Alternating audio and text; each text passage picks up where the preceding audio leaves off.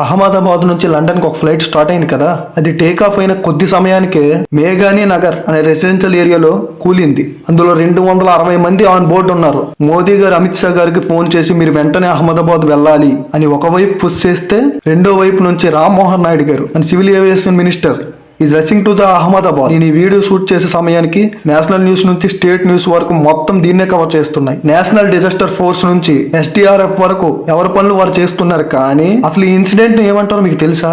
గుజరాత్ లో ఉండే అహ్మదాబాద్ నుంచి లండన్ లో ఉండే గ్యాడ్విక్ కి ఒక ఎయిర్ ఇండియా ఫ్లైట్ బయలుదేరింది. అరౌండ్ 9.5 అవర్స్ ఉంటది ఫ్లైట్. టేక్ ఆఫ్ అయిన 5 నిమిషాలకి కూలిపోయింది ఫ్లైట్. లోన 240 మంది ఉన్నారు. హిస్టరీలో ఈ రోజుని పేరు పెట్టి మరీ రాసుకుంటారు, ఇండియాస్ బిగ్గెస్ట్ ఏవియేషన్ డిజాస్టర్ అని. లోపల నేను ఎంత ఎమోషనల్ గా ఉన్నా ఎవరిపైన అబాండాలు వేయను. కానీ I make it very clear, ఇది యాక్ట్ ఆఫ్ గాడ్ అయితే కాదు. 105 మంది చనిపోయారు, ఇంకా లెక్క పెడుతున్నారు. కరెక్ట్ ఇన్ఫర్మేషన్ అయితే ఇంకా మనకి ఇప్పటి వరకు రాలేదు. ఆ ఫ్లైట్ ఏదైతే పడిందో, ఆ ఫ్లైట్ పడేటప్పుడు ఏదైతే శబ్దం వచ్చిందో, ఎవరైనా బతికితే మిరాకిల్ అన్నట్టుంది. ఎగ్జాక్ట్ నెంబర్ మనం చెప్పాల్సి వస్తే 169 ఇండియన్స్ ఉన్నారు, 53 మంది బ్రిటిష్ సిటిజన్స్, 7 పోర్చుగీస్ వాళ్ళు, ఒక కెనేడియన్ ఉన్నారు. వీళ్ళందరినీ కలిపి వేరే నేషనాలిటీస్ ని కూడా మనం యాడ్ చేసి 12 మంది క్రూ ఎవరైతే ఉన్నారో వాళ్ళని కూడా యాడ్ చేస్తే 243. వీళ్ళ ప్రాణాలకు మనం సమాధానం అడగాలి, గట్టిగా మాట్లాడాలి. అట్ ద సేమ్ టైం తప్పు ఎక్కడ జరిగి ఉండొచ్చు, 2 ప్రధానమైన కారణాలు నా కళ్ళెదురుగా కనిపెడుతున్నాయి. దాని గురించి మీతో డిస్కస్ చేద్దాం అనుకుంటున్నా. నేను ఈ వీడియో షూట్ చేసే టైంకి గంటకు అప్డేట్స్ వస్తూనే ఉన్నాయి. ఫ్యూచర్లో ఈ వీడియో చూస్తున్నప్పుడు ప్రతి అప్డేట్ దీనిలో లేకపోవచ్చు. ఈ వీడియో మీరు చూసిన తర్వాత ఏ అప్డేట్ వచ్చినా కూడా ఈ ఎయిర్ ఇండియా ఫ్లైట్ కి సంబంధించి ఆ వీడియో కూడా నేను ఖచ్చితంగా చేస్తా. చిన్న పిల్లల నుంచి ముసలి వాళ్ళు ఉన్న ఫ్లైట్ ఇది. సివిలియన్స్ చనిపోయారు ఇవాళ, ఊరికే వదిలేయకూడదు. అండ్ వీటి ఫాలో అప్ వీడియోస్ కూడా మీరు మిస్ అవ్వకుండా చూడాలనుకుంటే సబ్స్క్రైబ్ చేసి పెట్టేసుకోండి. Will be updated. Done. Direct గా పాయింట్ లోకి దిగిపోదాం. అందరికి అర్థమయ్యేలా చెప్తా. బోయింగ్ 787 డ్రీమ్ లైన్ ఇది. ఏదో పాత ఫ్లైట్ కూడా కాదు ఇది. 2017లో ఎయిర్ ఇండియా అక్వైర్ చేసిన ఫ్లైట్ ఇది. ప్లస్ ఇది లో కాస్ట్ ఎయిర్ లైన్ కూడా కాదు, ఫుల్ సర్వీస్ క్యారియర్. ఫ్లైట్స్ లో 2 రకాలు ఉంటాయి. మనం ఎక్కి ఇండిగో గానీ స్పైస్ జెట్ కానీ అవంత ఎత్తున వెళ్ళవు. మెజారిటీ షార్ట్ డిస్టెన్స్ ఉంటాయి. వీటి ప్రధాన లక్ష్యం cost saving. Full carrier services ఏవైతే ఉంటాయో, లుఫ్తాన్స్, బ్రిటిష్ ఎయిర్వేస్, ఆ కోల్లోకి వచ్చే ఎయిర్ లైన్ ఇది ఎయిర్ ఇండియా. మన 2021లో టాటా వాళ్ళు అక్వైర్ చేశారు, టాటా కంపెనీ. అగైన్ అక్కడ కూడా నేను వస్తాను. 1:40 టేక్ ఆఫ్ అవుతుంది ఫ్లైట్. మనకి గుజరాత్ నుంచి లండన్ వెళ్తుంది ఫ్లైట్. లండన్ లోని గ్యాడ్విక్ దీని డెస్టినేషన్. అండ్ ఇది చాలా పెద్ద డ్యూరేషన్ ఉన్న ఫ్లైట్, సుమారు 9.5 గంటలు, 6,889 కిలోమీటర్లు. ఇందులో వర్స్ట్ పార్ట్ ఏంటంటే ఇది రోజు వెళ్లే ఫ్లైట్. ఎవ్రీడే 1:10 PM స్టార్ట్ అయ్యి అటు వెళ్ళిపోద్ది. అంటే డైలీ ఫ్లైట్ లో అనుకోండి. సో అంతా బాగుంది. ఈ కెప్టెన్ ఎవరైతే ఉన్నారో సుమిత్ సబర్వాల్ గారు, ఆయన నార్మల్ వ్యక్తి కాదు. ఆయన 8,200 అవర్స్ ఆఫ్ ఫ్లయింగ్ టైం ఉంది అతనికి. అంటే మీకు అర్థమయ్యేలా చెప్పాలంటే ఆయన కమర్షియల్ ఫ్లయింగ్ అన్ని వేల గంటలు చేశారు. ఆయన నేచురల్ గా చాలా ఎక్స్పీరియన్స్ ఉంటది. వెదర్ ఏమైనా బాగోలేకపోయినా, థండర్ స్టార్మ్స్ ఉన్నా, లేదా టర్బులెన్స్ ఉన్నా, ఇలాంటి ఫ్లయింగ్ అవర్స్ ఉంటే మనం బాగా నడపగలుగుతాం. క్లైవ్ కొందర్ అనే వ్యక్తి ఫస్ట్ ఆఫీసర్. కొన్ని ఆర్టికల్స్ ఏం రాసాయంటే సుమిత్ సబర్వాల్ గారు ఇంజిన్ ఇష్యూని టేక్ ఆఫ్ ముందు రిజిస్టర్ చేశారు. అయినప్పటికీ ఆయనకి క్లియరెన్స్ వచ్చేసింది. ఆయనకి ఏం పర్లేదు వెళ్ళొచ్చని ఆయన స్టార్ట్ అయిపోయారు. ఇన్ఫాక్ట్ అందుకే 1:10 స్టార్ట్ అవ్వాల్సిన ఫ్లైట్ 1:40 స్టార్ట్ అయింది. ప్యారలల్లీ ఫ్లైట్ అంతా బానే ఉంది. ATC నుంచి రావాల్సిన ఇన్స్ట్రక్షన్ సరిగ్గా రాలేదు. ఆ ఇన్స్ట్రక్షన్ లో ఉండే మిస్ మేనేజ్మెంట్ వల్ల ఇది జరిగిందని కొంతమంది అంటున్నారు. మనం ఇప్పుడు ఈ 2 థియరీస్ ని తీసుకుని ఏం జరుగుతుందో మాట్లాడుకుందాం. ఈ ఎయిర్ ఇండియా 171 ఫ్లైట్ మెగాని ఏరియా దగ్గర క్రాష్ అయిపోవడానికి కారణం ఈ వల్లభాయ్ పటేల్ ఎయిర్పోర్ట్ నుంచి కొంచెమే దూరం, పెద్ద ఎక్కువ దూరం కూడా కాదు. దానికి కారణం ATC అనుకుంటే 4 రీజన్స్ మెయిన్ గా ఉండొచ్చు. అసలు ATC అంటే ఏంటి అనే డౌట్ మీకు రావచ్చు. ఎయిర్ ట్రాఫిక్ కంట్రోలర్ అంటే ఒక సర్క్యులర్ గా ఉంటది, ఒక రూమ్. మీరు చాలా సినిమాలు చూసే ఉంటారు. ముందు డిజిటల్ సిస్టమ్స్ ఉంటాయి, at the same time visual clearance ని చూసుకుంటూ అక్కడ కొంతమంది గవర్నమెంట్ అపాయింటెడ్ స్టాఫ్ కూర్చొని ఏ ఫ్లైట్ ఎప్పుడు టేక్ ఆఫ్ అవ్వాలి, ఏ ఫ్లైట్ ఎప్పుడు ల్యాండ్ అవ్వాలి అని చెప్తూ ఉంటారు. దీన్ని ATC అంటారు. Reason number 1, wrong clearance. Turbulent weather లో కానీ, వేరే ఫ్లైట్ ల్యాండ్ అవుతున్నప్పుడు కానీ, టేక్ ఆఫ్ అవుతున్నప్పుడు కానీ వేరే ఫ్లైట్ కి మనం క్లియరెన్స్ ఇస్తే ఆ 2 క్రాష్ అయ్యే ప్రమాదం ఉంది. At the same time take off అయిన తర్వాత మనం పైలట్ ని కన్ఫ్యూజ్ చేస్తే ఆ కన్ఫ్యూజన్ లో యాక్సిడెంట్ అయ్యే స్కోప్ కూడా ఉంది. రీజన్ నెంబర్ 2, ATC ఆపరేటర్ ఎవరైతే ఉన్నారో అతనికి సిచ్యువేషన్ అవేర్నెస్ లేకపోవడం. ఇప్పుడు ఈ సిచ్యువేషన్ అవేర్నెస్ అంటే ఏంటి అనే డౌట్ మీకు రావచ్చు. We are bunch of humans doing our job. ఇక్కడ అందరం మనుషులే. మనుషులు అన్నాక చిన్న చిన్న తప్పులు చేయడం సహజం. అలాంటి చిన్న తప్పు ఏదైనా జరిగినప్పుడు చాకచక్యం ఉండే ATC ఉంటే ఎటువంటి ప్రమాదం లేకుండా దాన్ని ఆపొచ్చు. సడన్ గా ఒక ఎయిర్ క్రాఫ్ట్ రన్వే మీదకి వచ్చినప్పటి నుంచి టేక్ ఆఫ్ అయ్యే వరకు అతను చూసుకోవచ్చు. అలాంటి సిచ్యువేషన్ అవేర్నెస్ ఒకవేళ లేకపోతే ఇలాంటి ప్రమాదాలు జరిగే అవకాశం ఉంది. 3వ reason, late communication or no communication. ఏ ఫ్లైట్ కైనా మాన్యువరింగ్ చేయడం ఈజీ. అంటే వన్స్ మనం టేక్ ఆఫ్ అయిపోయిన తర్వాత పాయింట్ A నుంచి పాయింట్ B వరకు, ఈ కేసులో అహ్మదాబాద్ నుంచి లండన్ వరకు ట్రావెల్ చేయడం ఈజీ పార్ట్. వెదర్ క్లియర్ గా ఉన్నప్పుడు ఈ ల్యాండింగ్ టేక్ ఆఫ్ ఏదైతే ఉందో అక్కడే ఉంది అసలైన చిక్కు. In fact most of the flights atomic అయిపోయి ఉంటాయి. ఎటువంటి ఇబ్బంది లేనప్పుడు దాని అంతటా అదే ఎయిర్ స్పేస్ లోకి వచ్చి ఎయిర్ వేలో వెళ్ళిపోతూ ఉంటది. కానీ టేక్ ఆఫ్ దగ్గర పైలట్ చాలా జాగ్రత్తగా ఉండాలి. అలాంటి టేక్ ఆఫ్ దగ్గర సరైన కమ్యూనికేషన్ ఇవ్వకపోతే ఇలాంటి ప్రమాదాలు జరుగుతాయి. ఫైనల్లీ రీజన్ నెంబర్ 4, తప్పుడు వెక్టర్ గానీ ఇస్తే, చెట్లు కానీ బిల్డింగ్లు కానీ ఉన్నప్పుడు మనం సరైన వెక్టరింగ్ గానీ మనం ఇవ్వకపోతే ఎంత యాంగిల్ ప్లేన్ లేవాలో అంత ఇలాంటి అనర్థాలు జరిగే అవకాశం ఉంది. ఉందని నేను ఎందుకు అంటున్నానంటే మన ఇదే జరిగిందని మనకు తెలియదు. దానిలో ఇది ఒక పాసిబిలిటీ అయ్యి ఉండొచ్చు. ఒకవేళ ఇదే కానీ జరిగి ఉంటే సర్దార్ వల్లభాయ్ పటేల్ లో ఏటీసీ ఏదైతే ఉందో దానిపైన ఇన్వెస్టిగేషన్ జరగాలి. ఫస్ట్ తప్పు చేసింది ఏటీసీ కంట్రోలర్ అవుతాడు, తర్వాత ఎయిర్పోర్ట్ సెక్యూరిటీ, తర్వాత DGCI who is the regulator, తర్వాత పైలట్ తప్పే లేనట్టు. ఇక్కడ ఈ వీడియో అయిపోయిన తర్వాత ఒక్కసారి టెర్రిఫైడ్ డిజాస్టర్ అని కొట్టండి. 577 మంది చనిపోయారు. ప్రపంచంలో అతిపెద్ద డిజాస్టర్ అది జరిగింది ఏటీసీ మిస్కమ్యూనికేషన్ వల్లే. మన భారతదేశంలో మన మ్యాంగ్లూరులో ఏం జరిగిందో ఎంతమందికి తెలుసు? 2010లో బెంగళూరు కాదు మ్యాంగ్లూర్ ఏటీసీ పైలట్ కి ల్యాండింగ్ అవ్వమంది. ఆయన పైలట్ డిలే చేయడం వల్ల మిస్కమ్యూనికేషన్ జరగడం వల్ల చాలా పెద్ద ప్రమాదం జరిగింది 2010లో.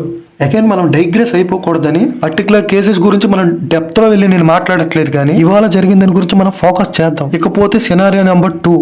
ఇప్పటి వరకు మనం ఏటీసీ గురించి మాట్లాడాం కాబట్టి ఇప్పుడు మనం కొంచెం టిల్ట్ ఎయిర్ ఇండియా వైపు తిప్పుదాం అండ్ కొంచెం జూమ్ అవుట్ చేస్తే టాటా కంపెనీ మీదకి వెళ్తుంది. ఎందుకంటే టాటా వాళ్ళు ఎక్వైర్ చేశారు 2021లో. నేను టాటాని అంటుంటే అది రతన్ టాటాని అంటున్నట్టు కాదు. ఆయన అంటే ఎంత అభిమానమో మీకు తెలుసు.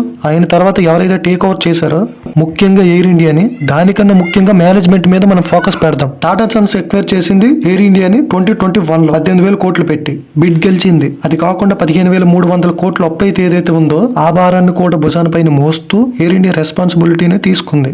క్యాంపెన్ విల్సన్ ఈయన పేరు గుర్తుపెట్టుకోండి. టాటా గ్రూప్ కి సంబంధించిన ఆయన ఎయిర్ ఇండియాకి సంబంధించి ఎటువంటి మేజర్ డిసిజన్ తీసుకోవాలన్నా ఈయన పరిధిలోకి వస్తుంది. సో అగైన్ ఇవాళ ఏం జరిగింది? ఫ్లైట్ టేక్ ఆఫ్ అయింది. కరెక్ట్ గా టేక్ ఆఫ్ అయిన కొంత సమయానికే ఆల్టిట్యూడ్ మెయింటైన్ చేయలేక సడన్ గా నోస్ డే మనకు కనిపించింది. ఈ రోజు మనకు కనిపించే విజువల్స్ గురించి నేను మాట్లాడుతున్నాను అంతే. అండ్ ప్రాపర్ ఇన్వెస్టిగేషన్ ఇంకా బయటకు రాలేదు. అండ్ మనం చూస్తుంటే మనకి ఏమర్థమవుతుంది? ఆల్టిట్యూడ్ మెయింటైన్ చేయలేకపోయింది. అండ్ రెసిడెన్షియల్ లొకేషన్ లో కింద పడినప్పుడు కేవలం 800 ఫీట్ నుంచి పడింది. టేక్ ఆఫ్ అయ్యి అంత సమయం అయినా సరే అంత హైట్ లో మాత్రమే ఉండడం అది మీరు గమనించాల్సిన విషయం. ఖచ్చితంగా ఇంజన్ లో ఏదైనా ప్రాబ్లం అయి ఉండొచ్చు అని ఎక్స్పర్ట్ చెప్తున్నారు మనకి ఇవాళ. ఇన్ఫాక్ట్ వాళ్ళు ఇంకా లోపలికి వెళ్ళి ప్రోటోకాల్స్ కానీ ఫ్లీట్ కానీ మెయింటెనెన్స్ కానీ ఆ పాత కాలంలో ఇంకా ఇప్పటికీ తెస్తున్నారు. మనుషులు ప్రయాణాలంతా లెక్క లేకుండా పోయింది. మనం దాన్ని డిస్కౌంట్ చేయకూడదు. ప్రాపర్ ఇన్వెస్టిగేషన్ జరగాలి దీనిపైన. ఇన్ఫాక్ట్ ముందే జరగాలి, ప్రాణాలు పోక ముందు. బట్ ప్రాణాలు పోయాయి కాబట్టి అండ్ ససే మీరా లాంటి ఇలాంటి అవుట్ డేటెడ్ ప్రోటోకాల్స్. ఏంటి ప్రోటోకాల్స్ అని మీకు డౌట్ కూడా రావచ్చు. దానివల్ల ప్రాణాలు కూడా పోతాయని మీరు కొంతమంది అనుకోవచ్చు. ఇన్ఫాక్ట్ ఏ ఫ్లైట్ కైనా మన ఫ్లైట్ లో ఎక్కుతాం, కూర్చుంటాం. ఇన్ఫాక్ట్ మన ఫ్లైట్ లోనికి వెళ్ళినప్పుడు మనం కింద చూస్తుంటే కొంతమంది నోట్స్ లా రాసుకుంటూ ఉంటారు. ఆ నోట్స్ ని తీసుకొని పైలట్ కి ఇస్తారు. ఆ పైలట్ మొత్తం దాన్ని చెక్ చేసిన తర్వాత ఫ్లైట్ టేక్ ఆఫ్ అవుతుంది. ఇది మరీ ఏవియేషన్ లాంగ్వేజ్ వాడుకుంటే అందరికీ అర్థమయ్యే విధంగా చెప్తున్నాను. ప్రతిసారి బయలుదేరే ముందు కొన్ని చెక్స్ ఉంటాయి. టైర్ కండిషన్ నుంచి ఫ్యూజ్ లేజ్ వరకు ప్రతిదీ చెక్ చేసి ఓకే ఎగరడానికి సిద్ధంగా ఉంది, ఏ ప్రాబ్లం లేదని కన్ఫర్మ్ చేసుకున్న తర్వాతే అని చెక్స్ ఓకే అయిన తర్వాతే ఫ్లైట్ ఎగరడానికి ఓకే చెప్తారు. ఇదే కాకుండా ప్రతి 15 నెలలకి 20 నెలలకి ఫ్లైట్ యొక్క ఎయిర్ వర్తినెస్ ని చెక్ చేస్తారు. అంటే ఇది నిజంగా గాల్లో ఉండొచ్చా లేదా అనే దానికి కొన్ని మెట్రిక్స్ ఉంటాయి. ఆ మెట్రిక్స్ చూసి ఫలానా ఫ్లైట్ మీద ఒక స్టాంప్ వేస్తారు. దీనిలో గవర్నమెంట్ హస్తంతో పాటు ఏ కంపెనీ అయితే ఫ్లీట్ ని ఎక్వైర్ చేసిందో ఆ కంపెనీ హస్తం కూడా ఉంటుంది. ఇక్కడ ఎవరిని డిస్కౌంట్ చేయడానికి లేదు. ఆ కంపెనీకి సంబంధించిన మేనేజ్మెంట్ టీమ్స్ ఏవైతే ఉన్నాయో వాళ్ళ నుంచి ఎయిర్ క్రాఫ్ట్ ఇంజిన్ మ్యానుఫ్యాక్చరింగ్ వాళ్ళ వరకు ఈ కేసుకు వచ్చే వరకు ఇది బోయింగ్ అని ఒకటి ఉంటది, ఎయిర్ బస్ అని ఇంకోటి ఉంటది. అండ్ బోయింగ్ 787 అంటే చాలా వైట్ క్యారియర్ ఇది. And why not? ఇది అహ్మదాబాద్ నుంచి లండన్ కి వెళ్తుంది. 10 గంటల జర్నీ ఇది. 240 మంది ఆన్ బోర్డు ఉన్నారు. ఆ మాత్రం క్యారియర్ ఉండకూడదా? ఇక్కడ ప్రాబ్లం ఎక్కడొచ్చింది? ఇక్కడ ప్రమాదం ఎక్కడొచ్చిందంటే వాళ్ళు చెక్స్ చేసే విధానంలో వాళ్ళు సరిగ్గా చేశారా లేక లైట్ తీసుకున్నారా అనేది ఖచ్చితంగా ఇన్వెస్టిగేషన్ చెయ్యాలి. ఒకవేళ ప్రాబ్లం ఇక్కడ వచ్చుంటే, పైగా ఇది ఫుల్ క్యారియర్ సర్వీస్, లో కాస్ట్ కూడా కాదు. పైగా ఇంజిన్ ప్రాబ్లం ని కెప్టెన్ సుమిత్ సబర్వాల్ గారు ముందే చెప్పారని అంటున్నారు కదా. అది కానీ బయటకు వస్తే ఇక్కడ ఎవరెవరు రెస్పాన్సిబుల్ ఉంటారో మీకు తెలుసా? ఎయిర్లైన్స్ మెయింటెనెన్స్ టీమ్ నుంచి మ్యానుఫ్యాక్చర్ వారి వరకు, ఇటు డీజీసీఐ నుంచి ఇటు పైలట్ వరకు ఏ ఒక్కరు నిర్లక్ష్యంగా వ్యవహరించి ఉన్నా, ఇంకా ఇది ఎవరు చేసిన నిర్లక్ష్యమో ఇంకా తెలియదు కానీ మనకు ఆ నిర్లక్ష్యం వల్ల ఈ రోజు ప్రాణాలు పోయినాయి. It's not act of God. ఇది మీరు బ్రెయిన్ లో పెట్టేసుకోండి. యాక్ట్ ఆఫ్ గాడ్ అంటే ఏంటి? లేదు మాకు సంబంధం లేదు, పైనుంచి ఒక ఉరుమో మెరుపో వచ్చి ఫ్లైట్ నా రెసిడెన్షియల్ ఏరియాకు తోసేసింది అంటే అది యాక్ట్ ఆఫ్ గాడ్. లేదంటే ఏదైనా ఒక పక్షి వచ్చి గుద్దిందని చెప్పొచ్చు. Not this. 2009లో ఒకటి జరిగింది USA లో.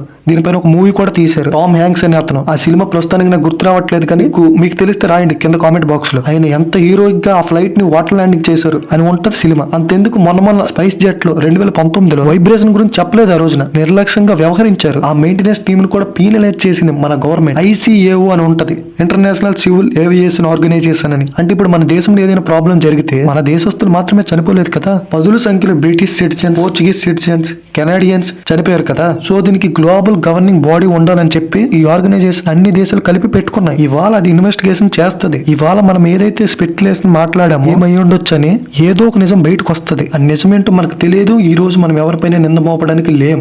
ICAO NX-13 అని కొట్టండి ఒకసారి. ఇలాంటి ప్రమాదాలు ఏమైనా జరిగితే అవి ఎవరి వల్ల జరిగాయని ఇన్వెస్టిగేషన్ చేస్తాను. ఇవాళ మాత్రం నాకు అనిపించింది నేను చెప్దాం అనుకుంటున్నాను. ఫ్లైట్ ఆల్టిట్యూడ్ మెయింటైన్ అవ్వకపోవడానికి కొన్ని కారణాలు ఉంటాయి, మీరు గమనించుకోవాలి. అంటే అందరికి అర్థమయ్యేలా చెప్పాలంటే, టేక్ ఆఫ్ అయింది ఏదైతే పవర్ తో లేచిందో వివిధ రకాల కారణాల వల్ల, ఏదైతే హైట్ కెళ్లలో ఇలాంటి ఫుడ్ క్యారియర్ సర్వీసెస్ సుమారు 35,000 నుంచి 40,000 కిలోమీటర్ల హైట్ లో ఉంటాయి. కొన్నిసార్లు ఆ హైట్ కి వెళ్ళలేక ఫ్లైట్ స్ట్రగల్ అవుతుంది. కొన్ని స్ట్రగల్ అవడం పక్కన పెట్టండి, మనకు కనిపిస్తున్న విజువల్ ఎలా ఉంది. టేక్ ఆఫ్ అయిన తర్వాత నోస్ డైవ్ అయింది, డిసెంట్ అవడం మొదలు పెట్టింది. అగైన్ దీనికి 5 ప్రైమరీ రీజన్స్ ఉన్నాయి. Reason number 1 engine failure. ఏదైతే సుమిత్ సబర్వాల్ గారు ATCకి చెప్పారని వార్తలు బయటకు వస్తున్నాయో, అతను చెప్పినట్టు ఒకవేళ ఇంజిన్ ఫెయిల్ అయ్యి ఇటువంటి ప్రమాదం జరగొండొచ్చు. రీజన్ నెంబర్ 2 బాగా రష్ అయిన టేక్ ఆఫ్ లో, ఒక ఎయిర్పోర్ట్ అంటే ఎలా ఉంటది, ఒక ఫ్లైట్ తర్వాత ఒక ఫ్లైట్ రన్వే పైకి వచ్చి టేక్ ఆఫ్ అవుతూనే ఉంటాయి. ఇలాంటి ఒక రష్ అవర్ లో డిస్ట్రాక్ట్ అయిపోయి ట్రిమ్ సెట్టింగ్స్, ఫ్లాప్ సెట్టింగ్స్ అని ఉంటాయి మనకు. అంటే మన ఫ్లైట్ కి వింగ్స్ ఉంటాయి కదా, ఆ వింగ్స్ మీద ఉన్న ఫ్లాప్స్ అవి ఏ యాంగిల్ లో సెట్ చేస్తే ఫ్లైట్ కరెక్ట్ గా టేక్ ఆఫ్ అవుతుంది, అది కావాల్సిన హైట్ కి reach అవ్వగలదు.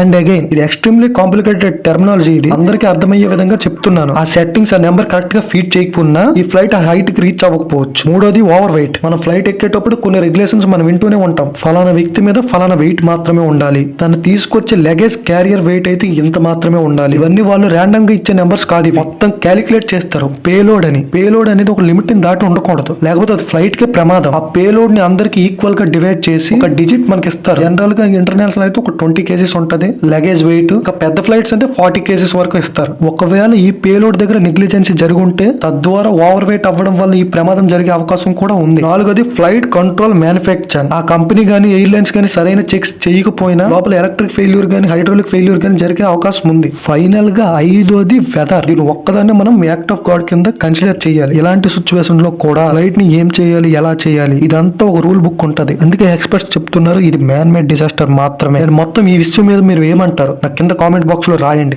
I tell you why. మనం రోజు ఫ్లైట్స్ లో ట్రావెల్ చేస్తూ వస్తూనే ఉంటాం. అది ప్రైవేట్ క్యారియర్, గవర్నమెంట్ క్యారియర్ అని మనం చూడం. మన అవసరం కొద్దీ మనం బుక్ చేసుకుంటాం. ఆ కంపెనీల మీద మనం ఒక బండ నమ్మకాన్ని పెట్టుకుంటాం, వీళ్ళు మనం జాగ్రత్తగా తీసుకెళ్లి తీసుకొస్తారు అని. సర్వీస్ ఎలా ఉన్నా కూడా ప్రాణాలతో అయితే తీసుకొస్తారని ఒక బండ నమ్మకాన్ని పెట్టుకుంటాం. అందుకే డిస్కోర్స్ ఉండాలి దీని గురించి. ప్రతి ఒక్కరు గవర్నమెంట్ ని క్వశ్చన్ చేయాలి. ఎవరైతే నెగ్లిజెన్సీ చూపించారు, మన నెగ్లిజెన్సీ వల్ల మనకు నష్టం జరిగితే ఓకే, బట్ పక్కనోడి ప్రాణాలు పోయినప్పుడు ముక్కు మీద వేలు పెట్టుకుని ఉండకూడదు మనం. అది హ్యుమానిటీకి డిస్సర్వీస్ చేసినట్టు. ఈ కేసులో ATCకి అయినా గవర్నమెంట్ కైనా ప్రజలకు సమాధానం చెప్పాల్సిన బాధ్యత ఎంతైనా ఉంది. ఒక సగటు వ్యక్తిగా నేను ఈ క్వశ్చన్ అడుగుతున్నా. ప్రాబ్లం జరిగింది ఎయిర్ ట్రాఫిక్ కంట్రోల్ దగ్గర, పైలట్ దగ్గర, పైలట్ సుమిత్ సబర్వాల్ గారి దగ్గర, లేదా సర్దార్ వల్లభాయ్ పటేల్ ఎయిర్పోర్ట్ దగ్గర, DGCI దగ్గర, లేదా ఎయిర్ ఇండియా దగ్గర, లేదా ఎయిర్ ఇండియాని ఎక్వైర్ చేసిన టాటా సన్స్ దగ్గర. We need answer. We are waiting, our hearts are bleeding. ఎవరెవరైతే చనిపోయారో my prayers are with them. వాళ్ళ ఫ్యామిలీ మెంబర్స్ ఎవరున్నా వాళ్ళకి మనం ఇప్పుడు అండగా ఉండాల్సిన సమయం ఇది. మన తోటి భారతీయుల వాళ్ళు, అంతకన్నా ఇంపార్టెంట్ గా మన తోటి మనుషులు వాళ్ళు. బ్రిటిష్ వాళ్ళు ఎంతమంది ఉన్నారు, కెనడా వాళ్ళు ఎంతమంది ఉన్నారు, పోర్చుగీస్ వాళ్ళు ఎంతమంది ఉన్నారు. సో ఇది లైట్ తీసుకునే విషయం కాదు. అండ్ ఈ టాపిక్ మీద చాలా అప్డేట్స్ వస్తున్నాయి. గంటకు ఒక అప్డేట్స్ వస్తూనే మోస్ట్ రెస్పాన్సిబుల్ సోర్సెస్ నుంచి తీసి అవన్నీ డైసెక్ట్ చేసి డీకోడ్ చేసి అందరికీ అర్థమయ్యే విధంగా మీ ముందు వీడియో పెడతా. ఎన్ని అప్డేట్స్ వస్తే అన్ని అప్డేట్స్ ని, నా వీడియోస్ మీరు మిస్ అవ్వకుండా ఉండాలంటే, నేను పెట్టగానే మీ వరకు రావాలంటే కింద సబ్స్క్రైబ్ బటన్ నొక్కి పెట్టుకోండి. డన్. నేను మళ్ళీ మిమ్మల్ని ఇంకో వీడియోలో ఇంకోసారి కలుస్తాను. జై హింద్, జై భారత్, ఓం నమః శివాయ.